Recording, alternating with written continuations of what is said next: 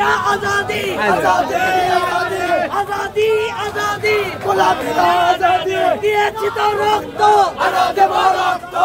আপনারা সবাই জানেন যে আজকে উদীচীর একটি প্রোগ্রাম ছিল, জাতীয় সঙ্গীত তাদের সঙ্গীত গাওয়ার যে প্রোগ্রামটি ছিল, এখানে আপনারা জানেন যে ফ্যাসিবাদ বিরোধী একটি মঞ্চে তারা একটি প্রোগ্রাম করেছিল, যে তারা এই মানে এই বিষয়ে তাদের একটি কার্যক্রম ছিল যে বাংলাদেশ থেকে ফ্যাসিবাদের শিকড় চিরতরে মানে নির্মূল করে দেওয়ার জন্য।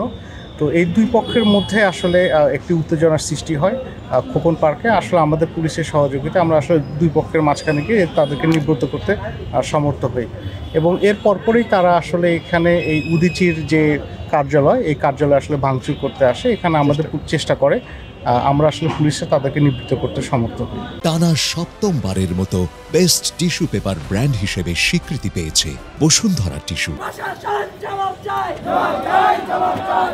আহতর উপর হামলা কেন? প্রশাসন জবাব চাই, প্রশাসন জবাব চাই, পুলিশ সুপার জবাব চাই, জবাব চাই, জবাব চাই। আমার সোনার বাংলায় উদীচী ঠাঁই নাই, উদীচী ঠাঁই নাই। আমার সোনার বাংলায় দিল্লি না ঢাকা, ঢাকা ঢাকা গোলামীরা